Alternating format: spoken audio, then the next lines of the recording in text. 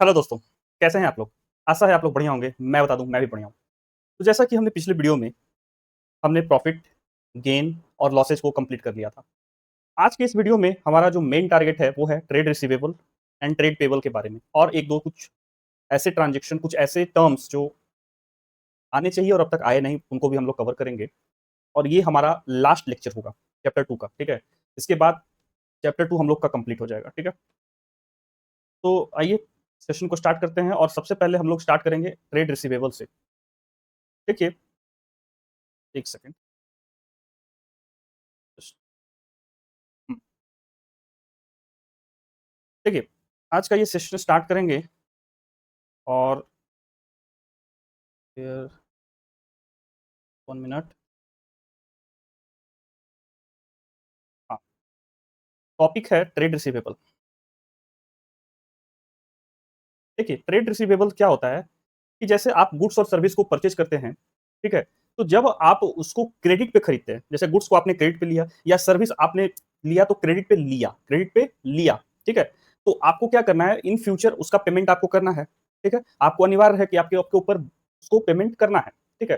तो ये जो पेमेंट करना होता है इन फ्यूचर और आप जो गुड्स या सर्विस को क्रेडिट पे यानी कि उधार पे आप ले लेते हैं, तो जो पेमेंट आपको इन फ्यूचर करनी है, वही आपका क्या हो जाता है, ट्रेड रिसीवेबल।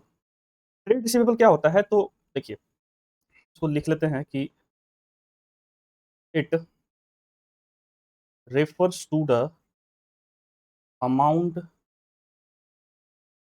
receivables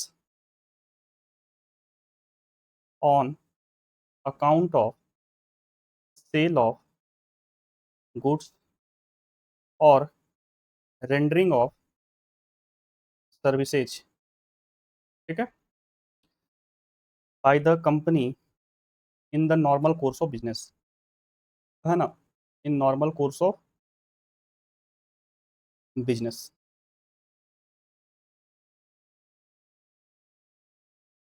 ठीक है।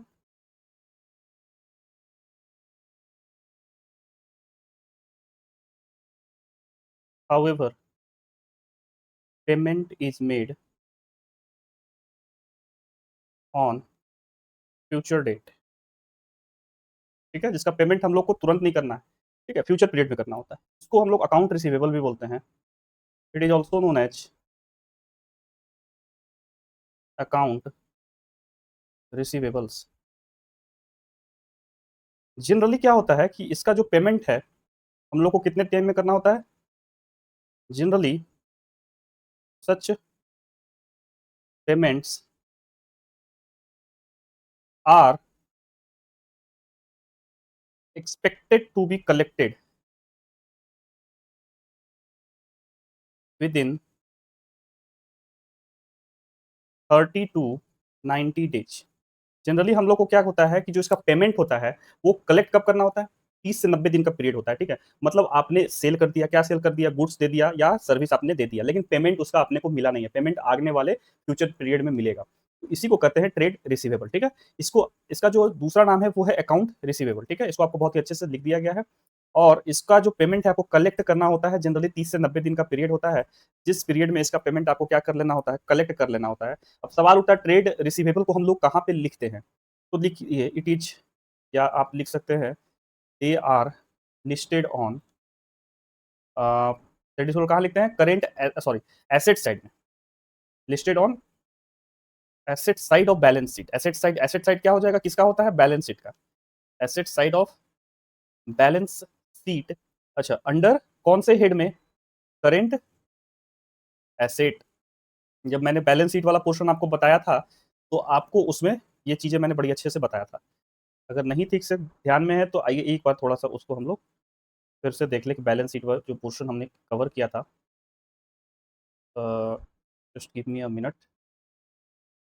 अंडर करंट एसेट, देखिए करंट एसेट में यहाँ पे है ना, ट्रेड ट्रेड रिसीवेबल है करंट एसेट में, तो यही कहाँ लिखते हैं? बैलेंस शीट के एसेट साइड में under the current asset. 2 head हो गया, पहला नॉन करंट एसेट, दूसरा करंट एसेट, ठीक है? चलिए ये चीज़ आपका हो गया। इसके बाद आते हैं नेक्स्ट। ट्रेड रिसीवेबल में देखिए 2 चीज़ होता है। ट्रेड रिसीवेबल भी एक फिर हेड हो गया। ठीक है, उसमें फिर दो इसके सब पार्ट होते हैं, मतलब ट्रेड रिसीवेबल्स इंक्लूड्स, ठीक है, debtor and bill receivable, bills receivables, ठीक है, ट्रेड रिसीवेबल दो पार्ट हो गया, डेटर एंड बिल रिसीवेबल। अब सवाल उठता है डेटर क्या होता है?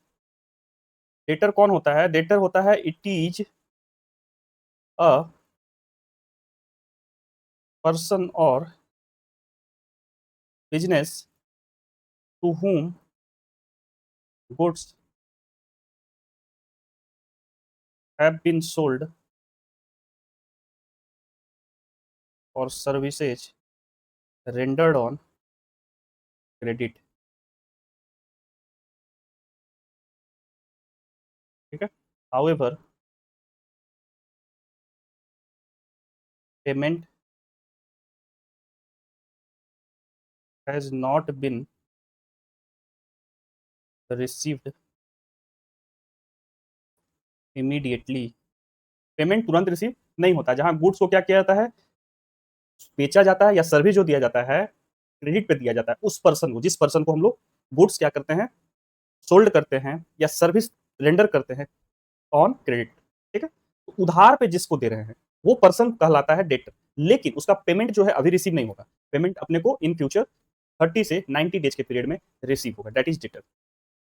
अब सवाल देखिए, एक चीज है कि इसको अपन लिखते कहाँ है, it is recorded on asset side of balance sheet. अभी जैसे ट्रेड रिसीवेबल का लिखा, सेम है ना, मतलब ट्रेड रिसीवेबल का ही तो ये पार्ट है, तो asset side of balance sheet कहाँ पे, under the head current asset, under head current asset. अब सवाल उठता है कि why asset side, asset side ही क्यों लिखते हैं? इसका जवाब है because money will come to us. ये बात कितनों को समझ में आई? हम इसको एसेट साइड क्यों लिखते हैं? अभी मेरे पास पैसा तो आया नहीं है, हमने गुड्स दे दिया, सर्विस दे दिया, पैसा आया नहीं है, फिर हम इसको डेटर को या ट्रेड रिसीवेबल को हम लोग एसेट साइड में क्यों लिखते हैं? तो इसका जवाब है पैसा नहीं आया लेकिन पैसा आना तो है, मतलब इन फ्यूचर पैसा आएगा तो जरूर मेरे पास, इट मीन्स मनी हमारे पास आएगा, आएगा मतलब मेरे लिए वो क्या है, फायदे का चीज है। तो वो फायदे का चीज अपने कहाँ लिखते हैं, एसेट साइड या लाइबिलिटी साइड? तो फायदे का चीज जो होता है उसको हम लोग एसेट साइड में लिखते हैं, ठीक है। ये आपका हो गया क्या, ट्रेड रिसीवेबल में डेटर का पार्ट। अब जो बिल रिसीवेबल का पार्ट है उसको हम लोग यहाँ पे नहीं पढ़ रहे हैं, क्योंकि बिल रिसीवेबल अपने आप में एक बहुत बड़ा टॉपिक है, ठीक है। फिलहाल के लिए अगर आप जानना चाहते हैं तो मैं इस पे ये बताना चाहूंगा बिल रिसीवेबल के बारे में। देखिए बिल रिसीवेबल क्या होता है ना, एक रिटेन प्रॉमिस होता है जिसमें एक अनकंडीशनल ऑर्डर होता है, जिसमें एक पेयर होता है एक पेई होता है, ठीक है। एक पर्सन जो दूसरे को उधार दिया तो उसके बदले में उसने एक रिटेन में प्रॉमिस दे दिया कि फलाना फलाना से इतना उधार लिया गया और इतना ब्याज के साथ इतने समय के बाद विथ इतना इंटरेस्ट, यानी मान लीजिए 6% का इंटरेस्ट है तो विथ 6% इंटरेस्ट, ठीक है, विद इन 3 मंथ, है ना, पीरियड भी उसमें लिखा होता है, उस पर्सन को देना है, दैट इज बिल रिसीवेबल। उसमें एक वादा है, एक रिटन एग्रीमेंट है, अनकंडीशनल ऑर्डर टू पे होता है, कोई कंडीशन नहीं है कि मैं तभी दूंगा। कंडीशन अनकंडीशनल होने का क्या मतलब, अनकंडीशनल होने का मतलब होता है कि मैं उसको पेमेंट तभी दूंगा जब वो मेरे को ये देगा, ऐसा नहीं है। आपने सर्विस लिया है, आपने गुड्स लिया है तो उसका पेमेंट आपको अनकंडीशनली करना है, तो वो पूरा एक स्टेटमेंट लिखा होता है और उसमें दोनों पेयर, जो पेयर है और जो पेई है, ठीक है, जिसको पे करना है और जिसको पे होना है, जो पे करेगा, ठीक है, दोनों का सिग्नेचर उस पर होता है, वो होता है बीआर, बिल्स रिसीवेबल। उसके लिए एक पूरा अच्छा खासा एक चैप्टर ही है हमारे पास, ठीक है, तो उसको हम लोग वहीं पे बेहतर होगा बढ़िया से समझेंगे, ठीक है। अभी ट्रेड रिसीवेबल का पार्ट खत्म हो गया, आइए एक बार नोट्स को देख लेते हैं जल्दी से। खुल जाए, चलिए खुल गया। नोट्स में जल्दी से देख लेते हैं। देखिए ट्रेड रिसीवेबल का पार्ट है, क्या बोलता है, it refers to the amount जो रिसीवेबल हो रहा है ऑन अकाउंट ऑफ, कैसे, तो गुड्स को सेल कर रहे हैं या सर्विस को रेंडर कर रहे हैं in the normal course of business, हालांकि पेमेंट यहाँ पे आपको रिसीव नहीं होता। अमाउंट रिसीवेबल का मतलब ही क्या हो गया, पैसा रिसीव होना है, अभी हुआ नहीं है, होना है। गुड्स सेल कर रहे हैं, सर्विस दे रहे हैं, उसके एवज में पैसा रिसीव होना है, पैसा रिसीव हुआ नहीं है। ट्रेड रिसीवेबल में दो चीज आएंगे, debtor and bill receivable. Debtor कौन होता है, डेटर वो पर्सन होता है जो गुड्स को सोल्ड करता है या सर्विस को रेंडर करता है ऑन क्रेडिट, वो पर्सन डेटर कहलाएगा। जो उधार पे सामान दे रहा है या उधार पे कुछ काम करके दे रहा है, सर्विस दे रहा है, वो पर्सन कहलाएगा डेटर। ठीक है, और पेमेंट उसको रिसीव नहीं हुआ है। ये पॉइंट बहुत ही इंपॉर्टेंट है। मतलब कि आपने गुड्स दे दिया, सर्विस दे दिया, लेकिन पेमेंट आपको रिसीव नहीं हुआ है, तब आप डेटर कहलाएंगे। अगर पेमेंट रिसीव हो गया तो आप डेटर नहीं कहलाएंगे। ठीक है, जैसे एग्जांपल में आपको क्या दिया है कि अगर कोई गुड्स है, गुड्स का वर्थ है 50,000 रुपया और वो मोहन को सोल्ड किए हैं अपन क्रेडिट पे। 50,000 का गुड्स है, किसको सोल्ड किए हैं? मोहन को सोल्ड किए हैं ऑन क्रेडिट।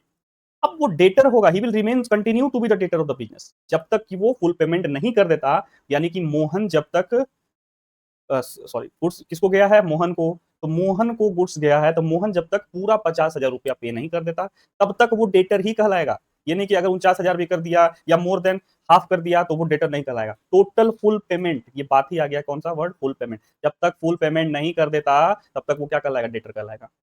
बिल रिसीवेबल तो मोटा मोटी हमने समझ लिया, एक रिटन डॉक्यूमेंट होता है जिसमें वादा होता है पैसा पे करने का। अगर आप गुड्स या सर्विस लेते हैं या पैसा उधार लेते हैं, विथ इंटरेस्ट आपको चुकाना होता है, दैट इज बिल रिसीवेबल। इसको अभी हम लोग डिटेल में यहाँ नहीं समझना चाहेंगे। अब आइए ट्रेड पेबल का पार्ट पे। आइए, ट्रेड पेबल में क्या है, फटाक से इसको देख लेते हैं। बहुत ज्यादा पोर्शन अब बचा नहीं है, थोड़ा सा टाइम और मेरे को दीजिए, फिर ये कंप्लीट। ट्रेड पेबल, ठीक है, सेम रहेगा। ठीक है, ट्रेड पेबल जो होता है आर शॉर्ट टर्म डेट होता है। शॉर्ट टर्म डेट होता है। ए business owes to its supplier for inventory, raw material or goods out on credit। जो ट्रेड पेबल होता है, ट्रेड पेबल क्या होता है? शॉर्ट टर्म डेट होता है। ठीक है, ट्रेड रिसीवेबल क्या होता है? वह भी शॉर्ट टर्म डेट होता है। शॉर्ट टर्म, सॉरी, डेट करते हैं, शॉर्ट टर्म मतलब करेंट एसेट है, तभी तो वो करेंट साइड में है, करेंट एसेट के अंडर में आता है, वो भी शॉर्ट टर्म ही है। उसी तरीके से ट्रेड पेबल भी क्या है? शॉर्ट टर्म है, लेकिन ये ट्रेड पेबल है। मतलब आपने क्या करनी है? पैसा चुकानी है। और आप रॉ मटेरियल खरीद रहे हैं, आप गुड्स खरीद रहे हैं, बाउट खरीद रहे हैं, और उसके बदले में आपको चुकाना है, दैट इज ट्रेड पेबल। आपने अभी चुकाया नहीं है, खरीद लिया है, चुकाया नहीं है। ठीक है, ट्रेड रिसीवेबल में क्या था? गुड्स सोल्ड कर दिए थे, सर्विस दे दिए थे, गुड्स क्या कर दिए? सेल कर दिए थे, सेल ऑफ गुड्स, गुड्स को सोल्ड कर दिया था हमने। ठीक, या सर्विस दिया था लेकिन पैसा आया नहीं अभी। यहाँ क्या है? गुड्स को खरीद रहे हैं, गुड्स को क्या कर रहे हैं? खरीद रहे हैं, लेकिन पैसा अभी हमने चुकाया नहीं है। आगे जो ट्रेड रिसीवेबल होता है, they are listed on liability side of balance sheet under head current liability. Trade receivable को हम लोग लाइबिलिटी के साइड में लिखते हैं, क्योंकि मेरे को चुकाना है, मेरे पे ये उधार है। ठीक है, तो लाइबिलिटी के साइड में लिखेंगे, कहाँ? अंडर द करेंट लाइबिलिटी के हेड में। आइए एक बार बैलेंस शीट को फिर से देखें तो ये चीज क्लियर हो जाएगा। एक बार मेरे साथ बैलेंस शीट को दोबारा देखेंगे। ठीक है, मैं बार बार बैलेंस शीट को क्यों दिखा रहा हूँ? क्योंकि अब हमारा जो टारगेट है, अब हम लोग थ्योरी पोर्शन से ज्यादा, अब हम लोग किस ओर बढ़ने वाले हैं? अब हम लोग बढ़ने वाले हैं प्रैक्टिकल पोर्शन पे। तो हर चीज हमको लेके चलना पड़ेगा, जो प्रैक्टिकल वाला अप्रोच है उसके हिसाब से चलेंगे। देखिए, जैसे बैलेंस शीट है, मैंने पढ़ाया था आपको टीसीएफ का बैलेंस शीट। देखिए, under the head current liability, current liability में A short term borrowing, B trade payable. आया ना? यही ट्रेड पेबल हम लोग पढ़ रहे थे। अगर इसी को हम लोग टी शेप के बैलेंस शीट में देखें, दोनों में सेम ही है। ठीक है, इसमें भी आइए, इसमें भी देखिए टी शेप का बैलेंस शीट है, ट्रेड पेबल करेंट लाइबिलिटी में यहाँ पे आ गया, समझ में आया? तो यही बताना चाहता था मैं। ठीक है, कि लाइबिलिटी साइड में इसको इस तरह से करेंट लाइबिलिटी के हेड में लिखते हैं। ठीक है, अब सवाल उठता है कि वाई लाइबिलिटी साइड, जैसे वाई एसेट साइड, तो why liability side, because money will have to pay in future. हमें क्या करना है? फ्यूचर में पैसा पे करना है, अभी नहीं करना है, फ्यूचर में करना है। अभी नहीं किए हैं, तभी तो हम क्रेडिटर ट्रेड पेबल के कैटेगरी में आए हैं। ट्रेड पेबल के 2 हिस्से, ठीक है? अच्छा, इसमें it has 2 parts, trade payable के भी 2 हिस्से। सबसे पहला क्रेडिटर और दूसरा बिल्स पेबल, ठीक है? It is usually between 30 to 60 days. अब इसका कोई पीछे कोई लॉजिक नहीं कि उसको 30 टू 90 डेज़ क्यों रखा, इसको 30 टू 60 डेज़ क्यों रखा, ऐसा कोई लॉजिक नहीं है, बस ऐसा बुक में है तो बस है। उसी हिसाब से हम लोग को चलना है। मोटा-मोटी जो करंट का लायबिलिटी है दैट इज़ ट्रेड पेबल। इसके 2 पार्ट क्रेडिटर, बिल्स पेबल दोनों ही करंट के हो गए। अब आते हैं कि क्रेडिटर क्या होता है? क्रेडिटर क्या होता है? सिंपल है, जैसा ट्रेड पेबल का जो कैरेक्टर है वही क्रेडिटर का कैरेक्टर हो गया। इट रिप्रेजेंट्स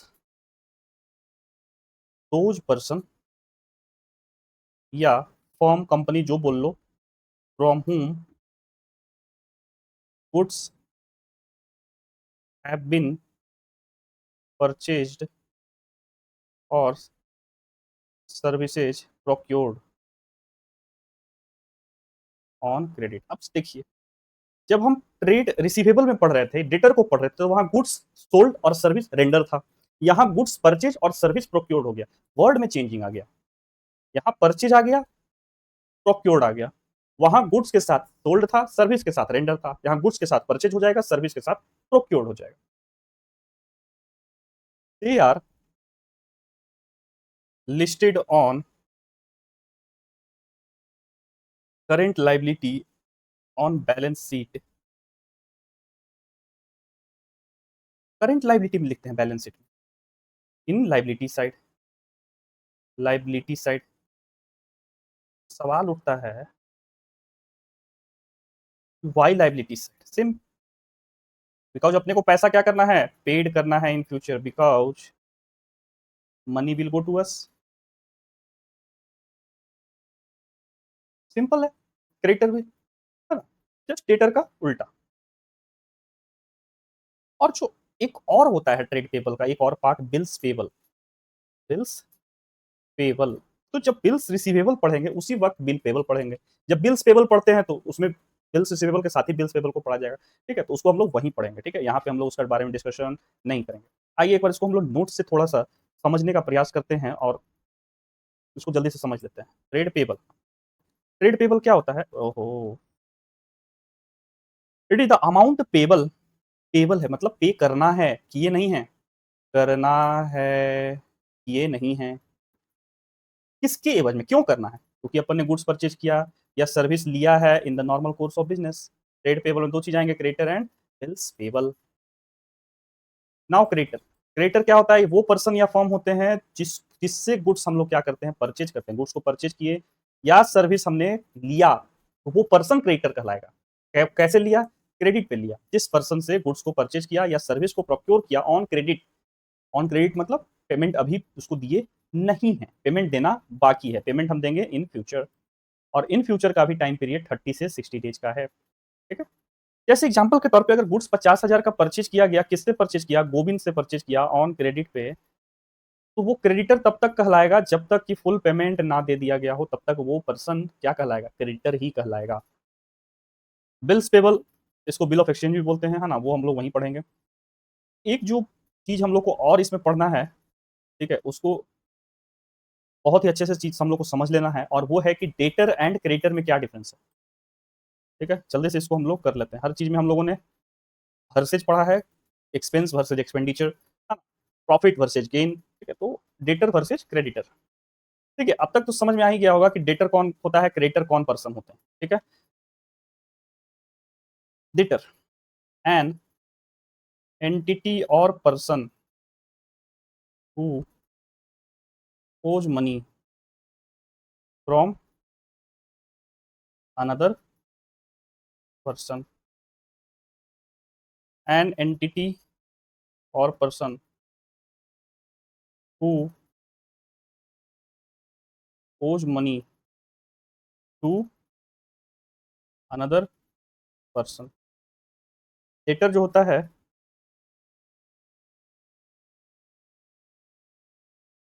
आई थिंक ये थोड़ा सा मिस्टेक हो गया, ठीक है, मैंने उल्टा लिख दिया, ये कैरेक्टर इधर का है, इसको क्रिएटर वर्सेस डेटर कर लेते हैं, ठीक है। क्रिएटर कौन होता है? वो पर्सन होता है जो गुड्स क्या करता है, उधार पे लेता है या सर्विस उधार पे लेता है, वो होता है creditor.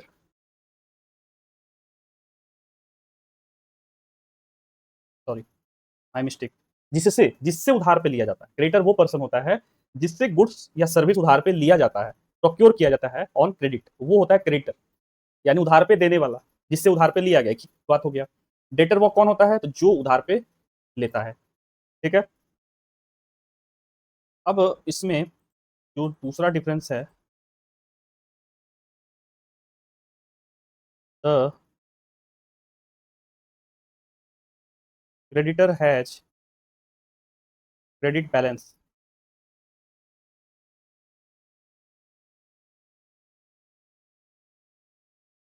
The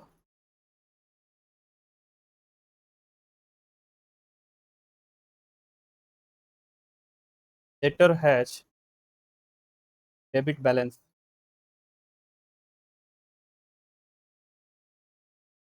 it is a payable balance, it is a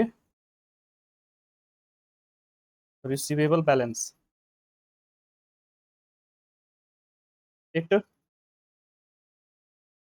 forms part on current liability on balance sheet, ठीक है, इसको मैंने शॉर्ट में लिख देता हूँ, फिर it forms part on current asset on balance sheet, ठीक है। आपको मोटा मोटी समझ के चल लेना है, क्रेडिटर कौन होता है? जिस जो पर्सपेक्टिव उधार पे यानी कि क्रेडिट पे किसी दूसरे पर्सन को क्या करता है, या तो गुड्स देता है या सर्विस देता है, वो पर्सन जो दे रहा है उधार पे वो क्रेडिटर, जो ले रहा है उधार पे वो डेटर। क्रेडिटर का क्रेडिट बैलेंस होता है, डेटर का डेबिट बैलेंस होता है। क्रेडिटर को पेबल बैलेंस भी बोलते हैं, डेटर को रिसीवेबल बैलेंस भी बोलते हैं, अकाउंट रिसीवेबल अकाउंट पेबल भी बोल सकते हैं, ठीक है। क्रेडिटर कहाँ लिखते हैं? बैलेंस शीट में, जो करंट लाइबिलिटी के हेड में लिखते हैं, और डेटर को कहाँ लिखते हैं? बैलेंस शीट के करंट एसेट के हेड में लिखते हैं, ठीक है। तो ये रहा डिफरेंस क्रेडिटर और डेटर का, बहुत ही अच्छे से आपको समझ के चलना है दोनों में डिफरेंस। क्रेडिटर क्या होता है, क्यों उसको हम लोग लाइबिलिटी साइड में लिखते हैं, ठीक है। उसी तरीके से डेटर का क्या है, ट्रेड पेबल क्या होता है, ट्रेड पेबल और क्रेडिटर क्या एक ही चीज है कैरेक्टर सेम, लेकिन ट्रेड पेबल के अंदर आता है क्रेडिटर, ठीक है। तो ये सब चीज थोड़ा सा समझ के चलना है, और इसके बाद थोड़ा सा और एक आध दो टर्म है उसको मैं आपको यहीं से करा देता हूँ, दैट इज बैड डेट। देखिए बैड डेट क्या होता है, जैसे कि आपने क्या किया, उधार का पैसा है आपके पास, तो जो पैसा रिकवर नहीं हो सकता है, मतलब उधार दिया हुआ है, ठीक है, तो जो पैसा रिकवर नहीं हो सकता है फ्रॉम डेटर, डेटर से जो पैसा रिकवर नहीं हो सकता है, मतलब डेटर वो पर्सन हो गया जिसने उधार पे लिया, तो जो डेटर क्या करेगा, पे करेगा। अगर डेटर के पास एबिलिटी टू पे नहीं है, एबिलिटी टू पे नहीं है, मतलब ई रिकवरेबल हो गया। एबिलिटी टू पे नहीं है इसका मतलब क्या हो गया कि वो ई रिकवरेबल है, तो that is the bad debt, वो पैसा बैड डेट कहलाएगा।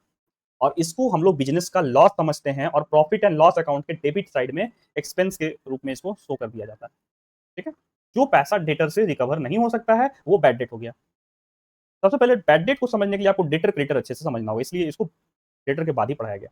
इंसॉल्वेंट, जो पर्सन या बिजनेस का इंटरप्राइज, चाहे वो फर्म हो कंपनी हो जो भी हो, अगर वो इस पोजीशन में नहीं है कि वो अपना डेट पे कर सकता है, तो वो पर्सन इंसॉल्वेंट डिक्लेयर कर दिया जाता है, मतलब दिवालिया, ये पे नहीं कर सकता, ये सक्षम नहीं है, उसको इंसॉल्वेंट डिक्लेयर कर दिया जाता है, दिवालिया डिक्लेयर कर दिया जाता है। अगर उसके पास उतना एसेट नहीं है, उतनी उसके पास क्षमता नहीं है, क्षमता नहीं है मतलब ना उसके पास करेंट का कोई एसेट है, ना ही कोई फिक्स्ड एसेट बचा है जिसको सेल करके हम लोग रिकवर कर सकते हैं पैसा, तो उसको इंसॉल्वेंट डिक्लेयर कर दिया जाता है। इंसॉल्वेंट डिक्लेयर क्यों किया जाता है?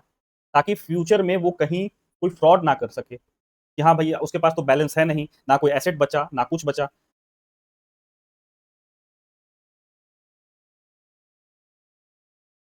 तो क्या कर दिया जाता है, इंसॉल्वेंट डिक्लेयर कर दिया जाता है, ठीक है। वो इस पोजीशन में ही नहीं है कि वो कुछ पे कर सके, मतलब उसके पास है ही नहीं, ना फिक्स्ड का कोई एसेट है ना करंट का कोई एसेट है। दूसरा, इसी का अपोजिट होता है सॉल्वेंट, मतलब कोई पर्सन या इंटरप्राइज जो इस पोजीशन में है कि वो डेट को कंप्लीटली पे ऑफ कर सकता है, तो वो कहलाएगा सॉल्वेंट। उसके पास क्षमता है, अगर उसने 20 लाख का डेट लिया है तो उसके पास 100 लाख का पड़ा हुआ है, जिससे वो 20 लाख का डेट आराम से चुका सकता है, उसके पास क्षमता है चुकाने के लिए, तो वो पर्सन या वो फॉर्म क्या कहलाएगा? सॉल्वेंट कहलाएगा। ठीक है, आज हम लोगों ने क्या क्या पढ़ा? आज के वीडियो में हम लोगों ने जो रेस्ट बचे हुए कुछ पोर्शन थे, डेटर, क्रेडिटर, है ना?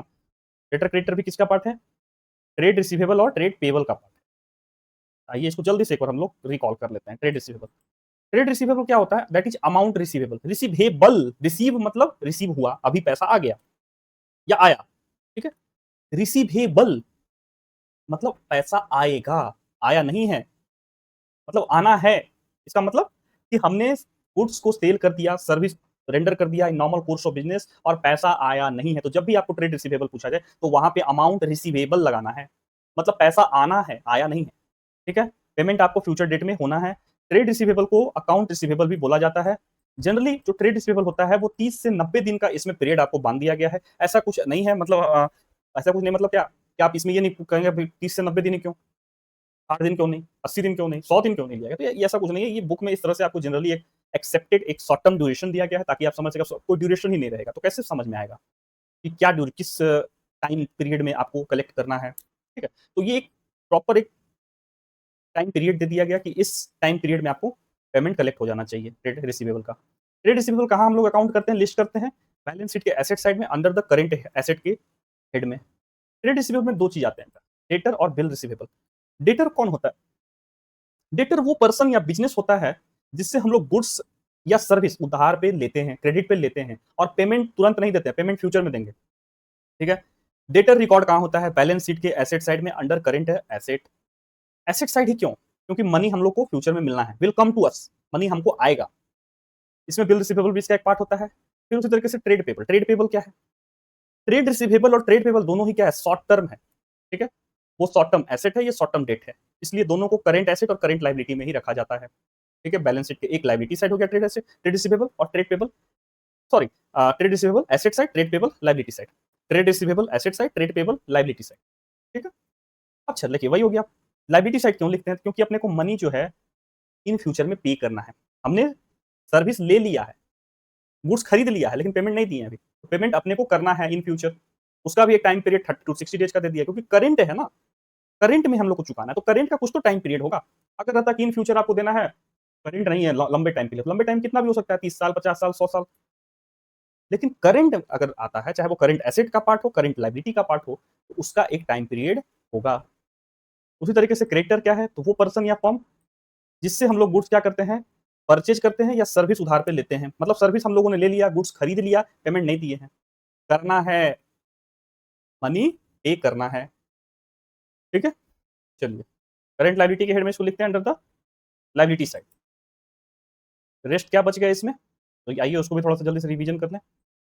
बैड डेट मतलब कि अपन ने क्या कर लिया, गुड्स को खरीद लिया। कौन खरीदता है? डेटर, उधार पे, क्रेडिट पे लेता है। अब जब उससे पेमेंट लेने की बारी आई तो उसका एबिलिटी टू पे नहीं है, मतलब पैसा इरिकवरेबल, हम रिकवर नहीं कर पाए, तो वो पैसा मेरे लिए बैड डेट के कैटेगरी में रखा जाएगा। और इस बैड डेट को हम लोग प्रॉफिट एंड लॉस अकाउंट में डेबिट साइड में लिखते हैं एज एन एक्सपेंस के रूप में। ठीक है, अभी इतना समझना है।